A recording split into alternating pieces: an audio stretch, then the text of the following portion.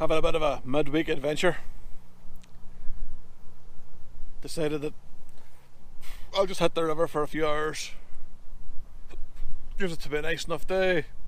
Okay, the river's moving, so rods are up in the air, but it's a day on the river. Can't say bad to that.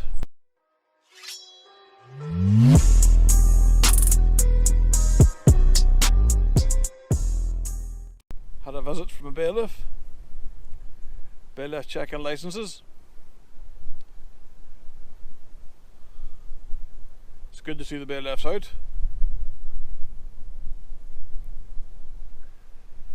It's the same guy that checked my licence when I was fishing for pike at Erne I last year.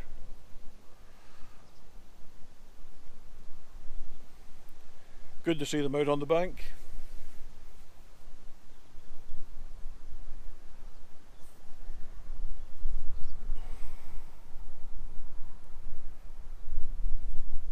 I'm just watching the tip here and getting some weird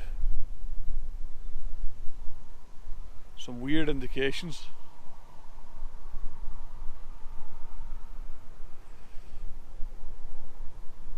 It's kind of hard to see you when you're looking up like that there, because you're looking up and the clouds is there.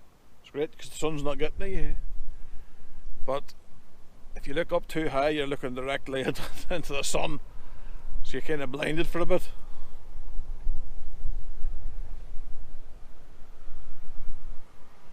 But I'm fishing in a t-shirt in September. That lets you know how warm it is.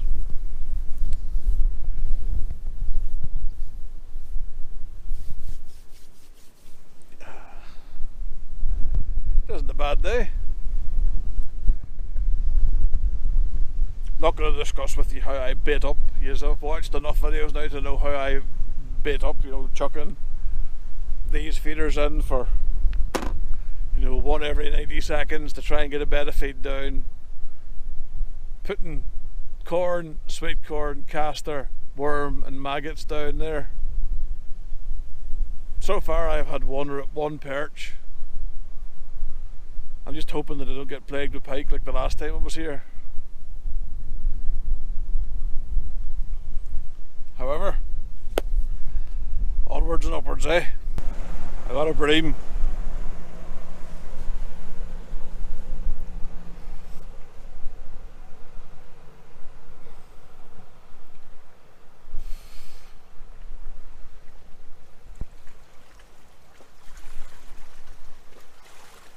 That crazy person in the boat thinks maybe my boat's too big for the bridge.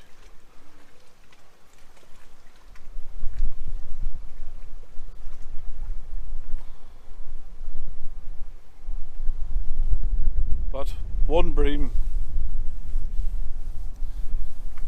I was going to head down to Paradise today just to go somewhere different because I'm getting kind of bored of fishing on the Erne. Getting kind of bored fishing the same places, want to go somewhere a bit different.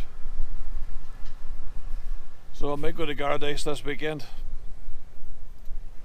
or one of the lakes I know down south.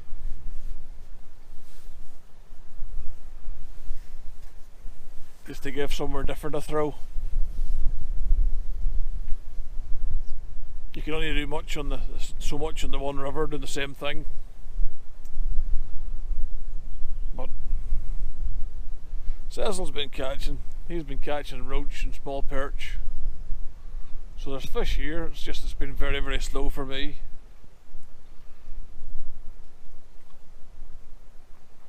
Very slow.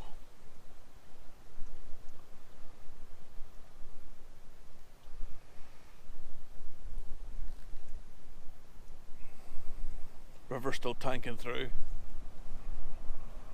60 grams is what I'm using to hold the bottom. Throwing an open end feeder. You know the ones I'm talking about. One was with the lead at the ass end.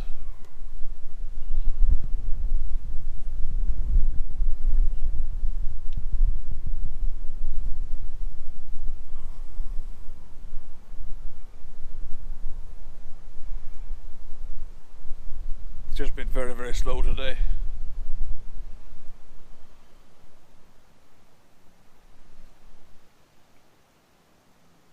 At least it's dry. Christ, the last time I was out, it was you get soaked to the balls.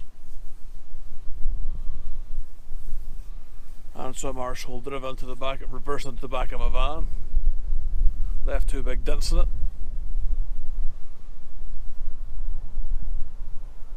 What's more, the cowardly piece of crap drove off, didn't even stop.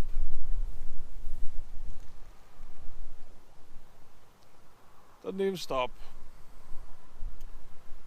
Mr. Blue Ford Transit, dark blue Ford Transit,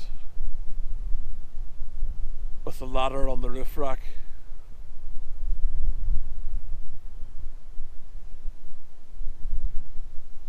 I'm hoping that I meet you again.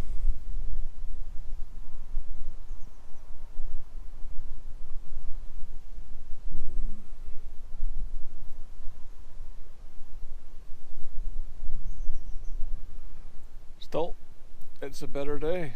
It's dry.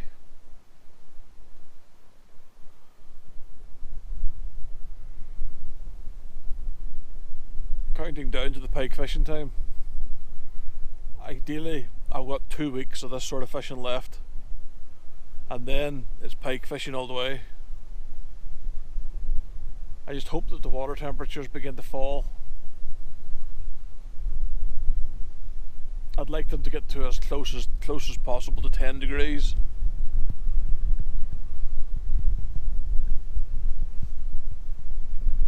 I'd like them to get I'd like to get a few frosty mornings. You can't beat a frosty morning, you know, coming out and walking across a field. That crunch as you're walking through the icy grass. Setting up your beds, putting your rods out. Then cranking up to Coleman for a cup of tea or a cup of coffee.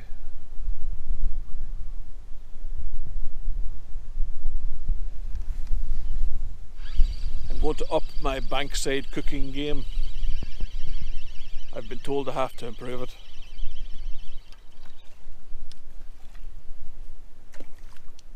I didn't really think that I was doing anything wrong with it, but so I'm going to improve it with possibly something a bit more exciting.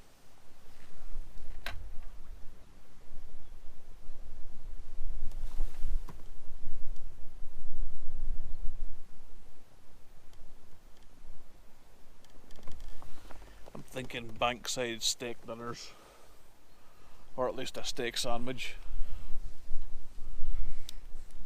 You know, fry off onions, do your steak nice and blue.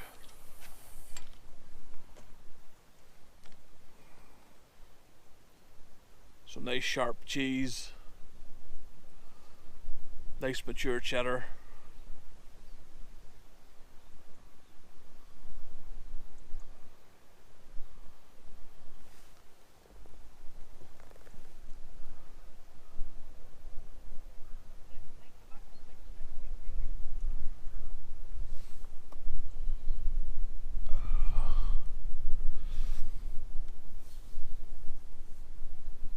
Steak sandwich on a ciabatta bread. Sounds good, doesn't it? Or bankside chili con carne. I've done all that before. One of the better meals I used to enjoy was like a nice hot chicken curry. I'd make up the vindaloo from vindaloo paste, not Patak's vindaloo paste. Marinate your chicken. Do all the stuff you need for it. Cook it so it's cooked, then put it into a Ziploc, into one of those vacuum packed bags, and freeze it. So when I come and fishing, I'm not cooking from scratch. I'm just heating up one of them packets of microwave rice is all you need with it. And when you're finished, the waste goes into a bin bag. Take it home with you.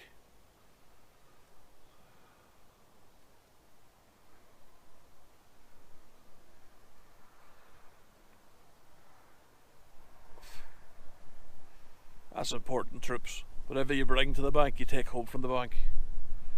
Some arseholes left 2 barbecues behind me, so I'm hoping I have a bin bag in the back of the van somewhere to lift them out and take them home with me, just to chuck them in the bin.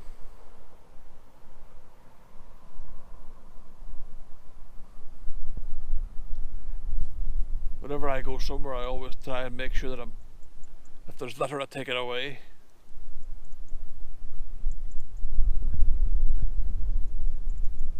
Not that I'm a bin man or anything, not that I should be, but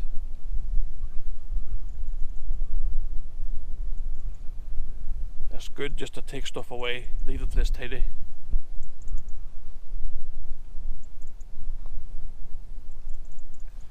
Because I'll be doing overnighters and bivvy sessions. Might even do a wee campfire, have a wee beer. But we'll see. Oh, this is too slow for me as fishing today. Far too slow.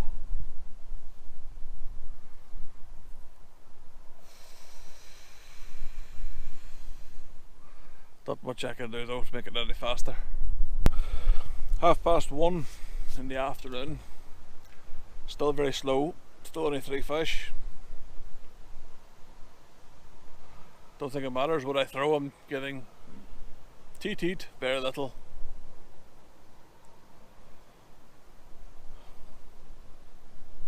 Just keep it piling in. Who knows, there might be a monstrous shoal of bream just working its way up here to find my baited area and think, ooh, we'll stop here. Or I could spend the rest of the day going, the fishing was pants, I should have went somewhere else.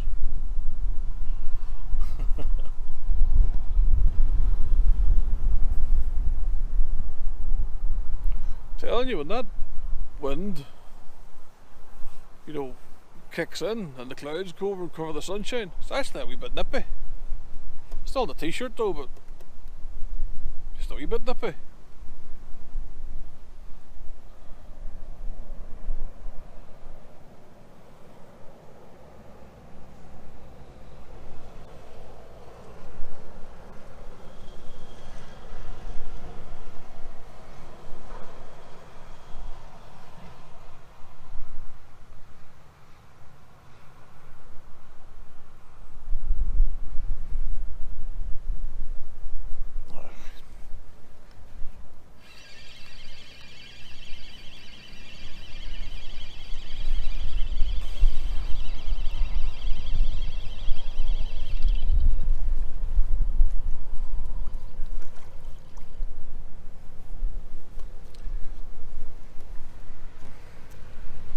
I now have 4 fish.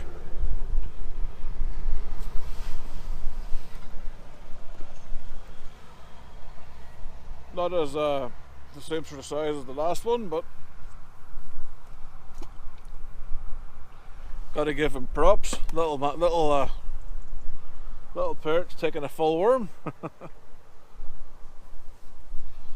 well, I'll put on another worm tail and see what I can get.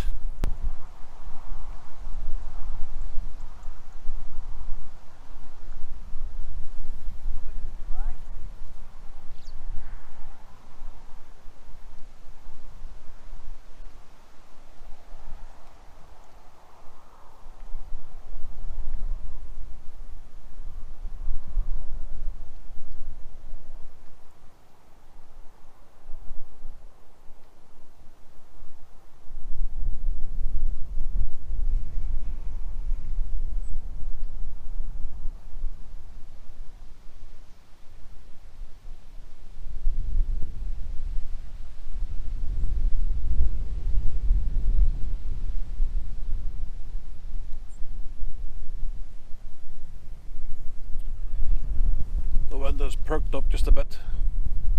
Got a bit nippy, put on a fleece. Still very slow, still catching very little.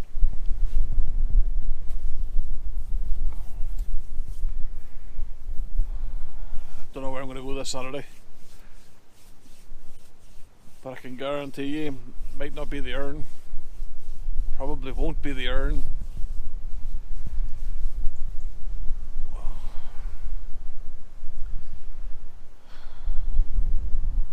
Not that there's nothing wrong with the Erne beside it fishing terribly, but change is as good as a rest, so they say. Still slow.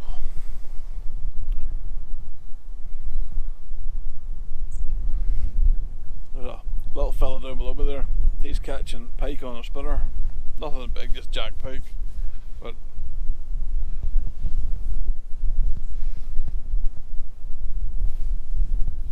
it's soon going to be time to dust off the pike rods.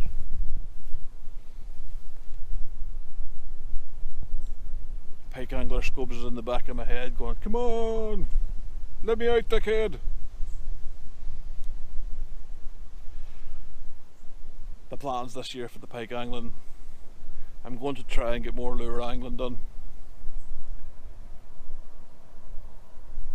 You know, I've got a couple of guys that are, you know, good friends of mine saying to me, you know, come out in the boat, we'll do a day trolling lures and blah blah blah. So it would be rude not to take them up on the offer.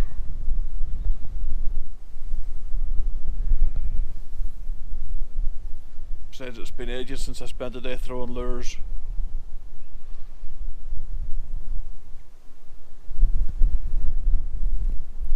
I got a question on my Instagram about where to fish for, you know, coarse fish, or in and around like the Oma area where I live. Sadly, the coarse fishing in and around Oma is very limited. There's 3 major rivers in Oma. There's the Camoan, the Drumragh, and they flow into the meetings in the town and become the Strual. The River Strual then flows down towards Newton Stewart. The River Derg meet it. You know, there's a few other rivers meet it, and then it becomes the River Mourne. There is roach in the River Strual. There is roach in the Mourne River, but they are extremely hard to find. I can remember being a youngster fishing with my grandfather in Castle Derg, and we caught roach on trout flies, or rather I caught roach on trout flies.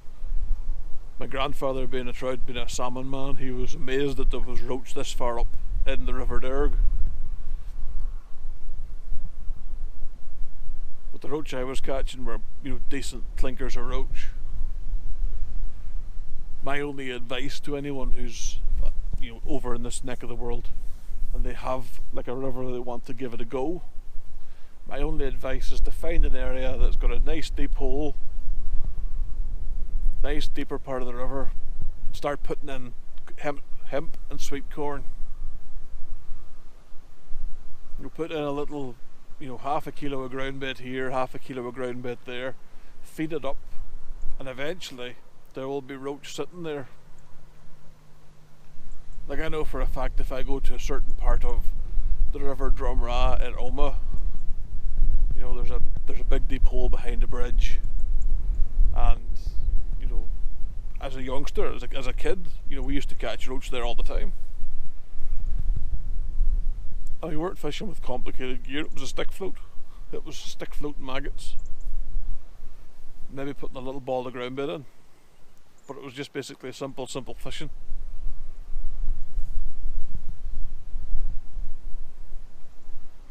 Unfortunately, the town, Oma, and the areas around it, there is salmon clubs. Well, not unfortunately, but if you're going to fish on a river that's predominantly a game river, not getting into the right and the wrongs of it, it would be probably wise to touch base with the club and say, I'm going to be fishing for coarse fish.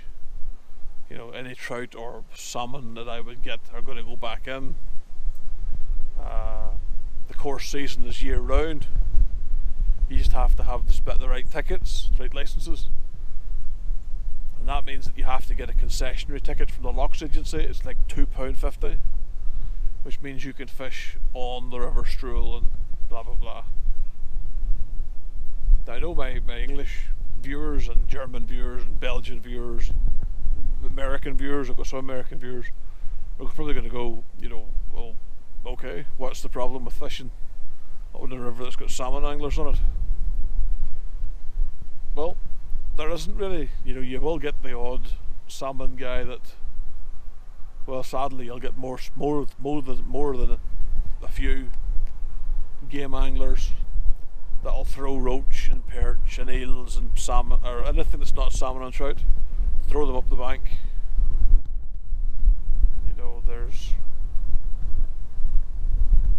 a river not far from me, and if at winter time when I go to want to pick up bait for eels, or for bait for pike, you just have to walk along the bank, sadly, because salmon anglers will be throwing eels up the bank.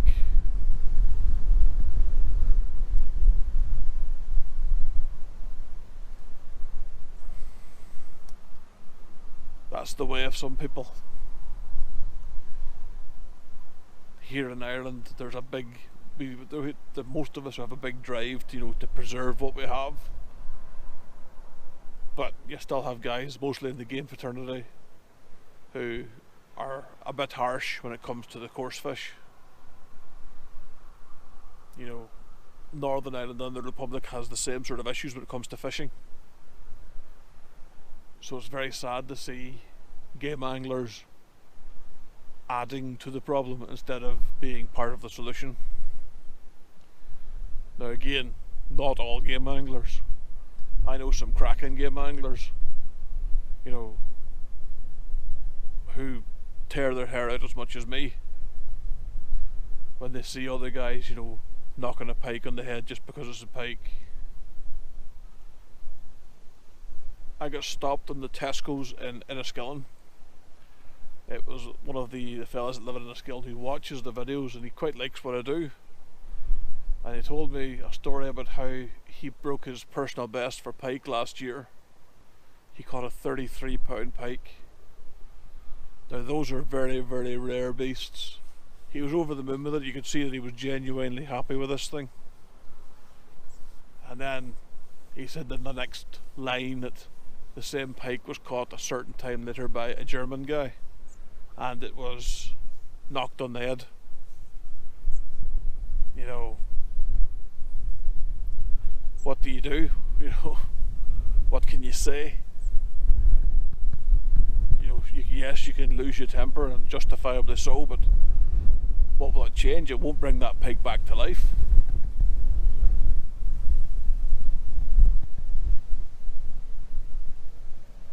The problem with the government bodies in charge of the fishing here in Northern Ireland,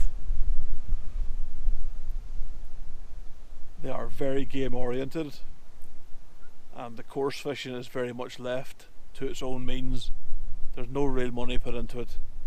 There's no real help.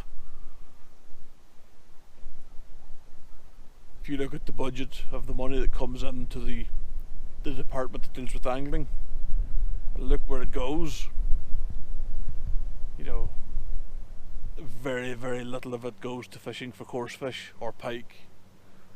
You know, the majority of it goes to stocking trout into trout ponds for game anglers.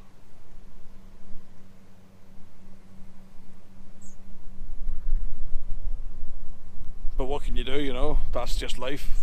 Welcome to Northern Ireland, where nothing works.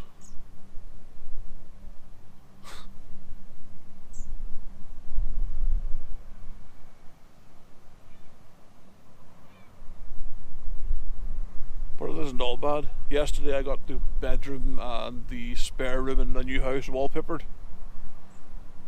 It looks amazing. We're getting this into this house, we're just kind of going slow and slow and slow. It's going to be a castle, it really is. It's going to be a palace to Scobie eventually.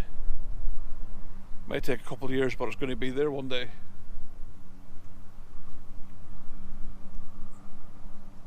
I just did a beer fridge from a man cave.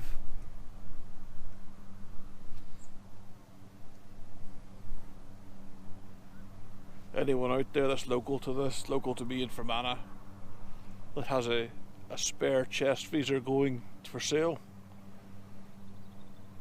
then give me a shout, because I'm needing a chest freezer for pike bait.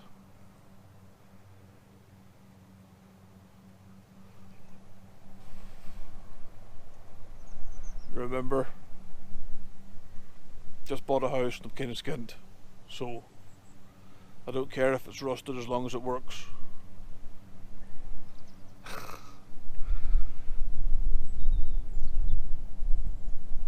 Oh well. Still very, very slow. So I went for the nuclear option. I put 4 of those in, filled with hemp, castor, corn, and the ground bit mix. I'm hoping that by dumping an absolute ton of particles in front of me, something might just stop and decide to eat something.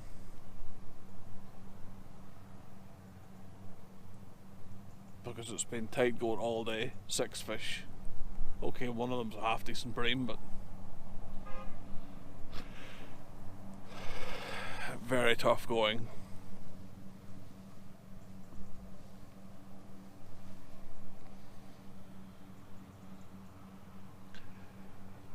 Cecil still catching small fish.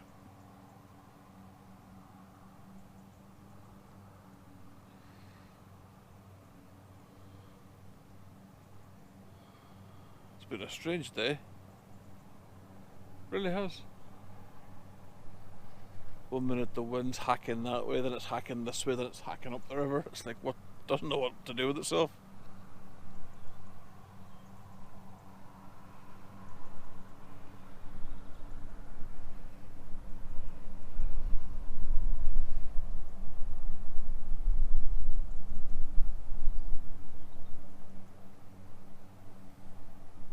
Still, just have to cross the fingers and hope for more bream. You know, occasionally in angling, you see things that just defy belief. Like right now, I'm looking at a young man standing on a bridge, at least, you know, a good 5 meters off the water, casting spoons directly over the top of where Cecil and I are fishing.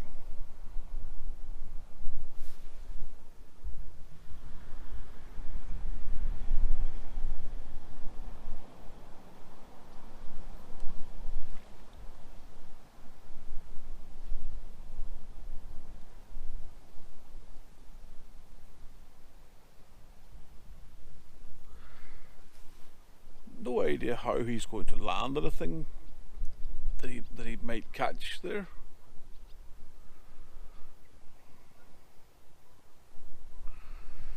Or release it.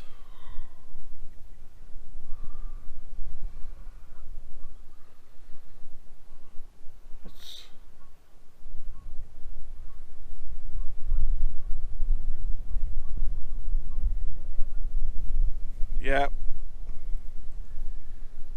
Right over the top of us.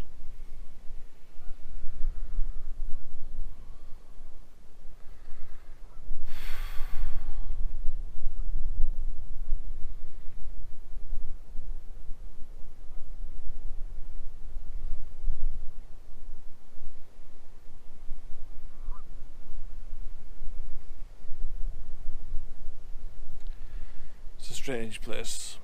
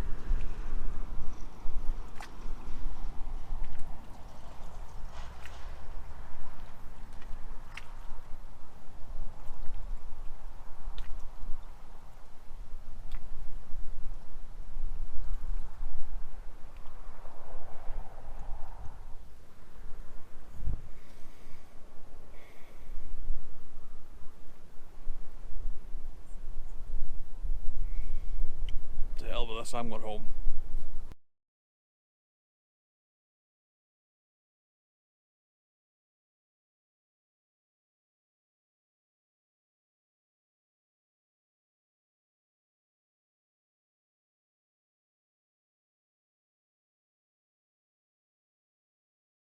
Hi there. I asked a while ago for you guys to help me out. I asked if there was anything I could do to make the videos better for you guys to watch. So they came back and suggested better audio. So I went away and improved the audio. I got a microphone kit for the GoPro Hero 5 even. And that did improve the audio. I do have to admit the microphone definitely helps with the videos. Unfortunately, you can't use it in the rain. We live in Northern Ireland, lots of rain. So I kind of changed back from GoPro with the mic to GoPro without the mic. It is what it is. I live in Northern Ireland. It rains a lot. We just have to deal with that. Somebody else suggested lighting. Now, again, lighting, I didn't think was going to be much of an issue because I was taking a video in the great outdoors where there's like a ton of natural light, but they again kind of said that it's not when you're outside, it's when you're doing stuff in low light and stuff like that there. So I was like, okay. As I plan to do more bivy fishing setups in the coming future, lighting would probably be, something that would be handy. So took all the constructive criticism on board, and I went online and picked up a circle light and tripod stand thing made in Singapore for like 15 quid, 10 quid, 10 quid plus a fiver postage. As you know, I'm actively kind of avoiding buying stuff directly from China because of the whole from them eating dog in wet markets. Oh, incidentally, we can't mention the name of it because instantly YouTube algorithm or Twitter algorithm kills the video. So we have to call it something different. So we're going to call it the China cough. They haven't picked up on that one yet. Give them a week. Anyway, lighting. Now, because it's just a cheap circle light, I figured, okay, it's £15. I can deal with that. The revenue I made from selling the stickers has went to buying this light. So, as I said, all the stuff from the stickers, money-wise, goes back into making the channel a bit better. So eventually, I'm saving up for a new camera, by the way. I quite like the idea of one of the DSLR cameras, but the one I looked at and the one I seen, well, it was just north of £1,800, and if I came home at the minute with an £1,800 camera, while we still have to do stuff to the new house, Mrs. Scobie would be turning the house from a place of serene peace and calm into the house of flying kitchen knives rapidly. So, no camera just yet. Anyway, lights. We're here to talk about lights. This light has 3 settings. Now, they're not, I'm not expecting, like Spielberg-esque levels of production here. I'm just expecting something to light up the myself so you guys can see me a bit better, and hopefully the videos are better. So we're going to turn it on now. The first light we're going to get is a bright white light. There's, like I said, 3 colours. There's a bright white, there's a half white, half yellow, and then there's a bright yellow. I'm going to tell you right now, I don't like the bright yellow so much because for some reason it's like looking, directly into the sun, kind of wrecks my eyes. So, well, you'll see in a minute. Anyway, stand by for the bright light. Ta-da! This is the bright white light. I'm trying to say that and not get tongue-tied and sound like a fucking retard. Pardon my language. As you can see, the white light, it brings up you can really see the definition and the crags in my face. Also, you can see lots of grey in the beard. And I don't know if you can see chips in teeth and cracks in teeth, but you can see a lot more. So, white light. Let's go on to the next one, shall we? This is the half white, half yellow light. Ta-da! Half white, half yellow. This one's pretty non-offensive to look at. Like the white light, it just does what it says in the tin. I don't know what this one does. You know, perhaps somebody that's better into vlog lighting can let me know. But the white light and the half white, half yellow lights, they seem pretty non-offensive, and I can see myself using them. Now, the next one is the bright yellow light. I do not like this light, so we won't be looking at it for too long. So here we go, bright yellow light. This is the bright yellow light, and I could really look at it long term because it's not good for my eyes. So this one's not going to be used that much. At least I hope it's not going to be used that much. You know, unless you guys will come back and say, use the bright yellow light, it makes you look better. Don't come back and say use the bright yellow light. So we're turning it back to the white light now. Ta-da! White light! So, this is me trying to improve the quality of my vlogs. Let me know in the comments below what you think. Cheers.